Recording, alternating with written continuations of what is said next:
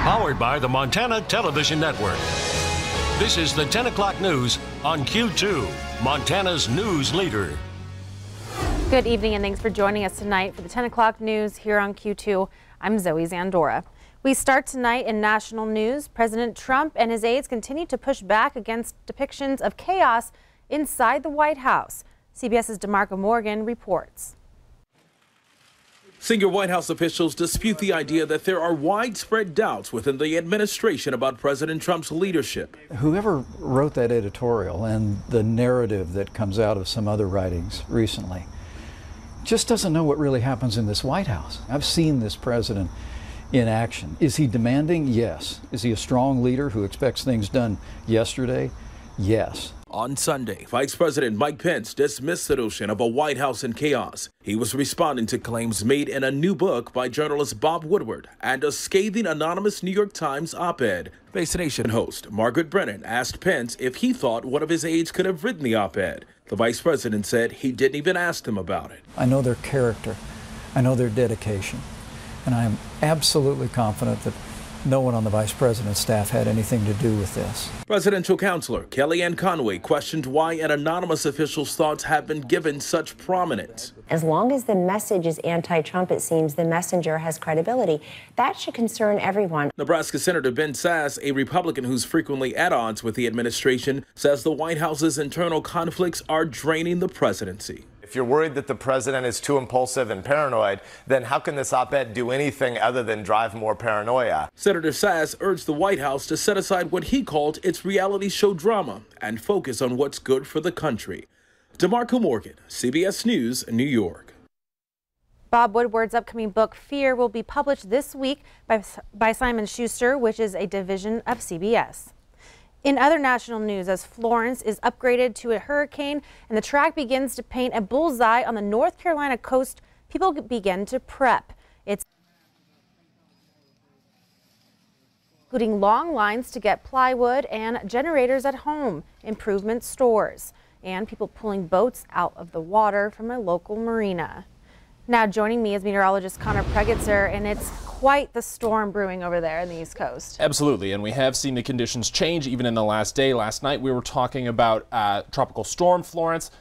Tonight we're talking about Hurricane Florence, and that happened in the space of just a few hours in the overnight period. The conditions are right for strengthening, and they continue to look right over the course of the outlook for Hurricane Florence. This track doesn't look too much different from the one we were talking about yesterday, and basically when that's the case, we can think of that as an increase in confidence in the forecast. As soon as we get closer to the event, that forecast is more and more confident. Here's what's going on and why that track is trending towards North Carolina. There's that high pressure system, and that's the mid-level winds. It's controlling it, and we can look at that jet stream I've got in there as basically a wall that's funneling that low-pressure system, which is Hurricane Florence, towards the coast. It's going to continue to do that over the course of the week until the predicted impact right now, which is Thursday evening, at which point Florence is forecasted to be a Category 4 hurricane. Major news we'll continue to keep our eye on over the course of this week. Thanks, Connor. It's been 17 years since planes crashed into the World Trade Center towers in New York. Every year, a group here in Billings honors those who lost their lives. It starts with a motorcycle ride from Laurel.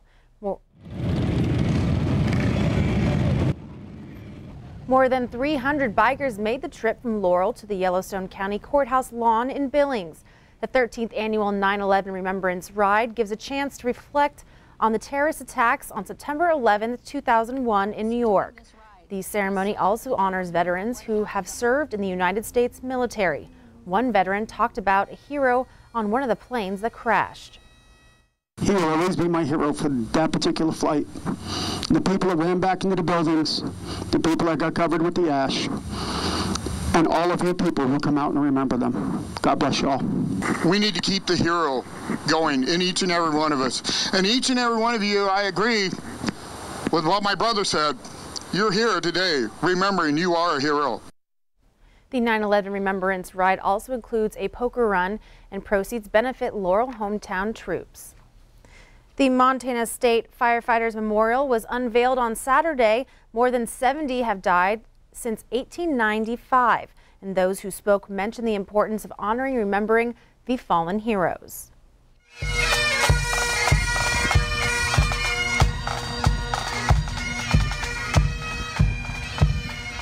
Firefighters across this state, both career and volunteer, give of themselves every day, every hour, and they do it without question. They go out and they protect man, woman, and child of every race, creed, nationality, socioeconomic level, no questions asked. Because on this job, when the tones go off, there's no room for prejudice. And they'll do what it takes to protect lives. I don't think anyone can fully prepare for the circumstances firefighters face while on duty. They rely on their training and do the job. There's no way their sacrifice can be repaid. As with all heroes, they leave behind family and loved ones. Tim J. O'Connor. Humphrey Lynch. It is on this day we honor those firefighters who perished in the line of duty, and we pray for their friends and loved ones left behind. These men and women ran toward that danger and made the ultimate sacrifice in order to protect their communities. When a firefighter falls in the line of duty, they must be honored and remembered for their actions and their courage.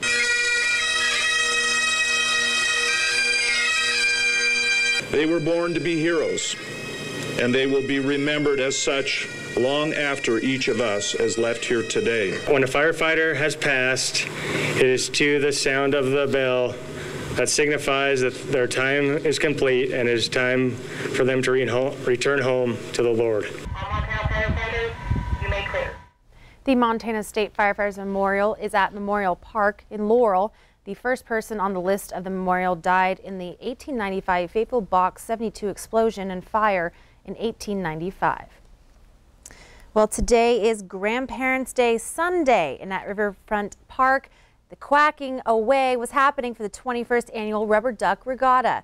The fundraiser benefits the Big Sky Senior Services efforts to prevent elder abuse. Each rubber ducky was $5, or you could have signed up for the Quack Pack, which was $25. Big Sky Senior Services PEA programs is the only one in the region to provide education about elder abuse. We help local vulnerable seniors stay in their homes, and we provide a lot of wraparound services, case management. We have a representative payee. It's the only fundraiser that helps our prevention of elder abuse program.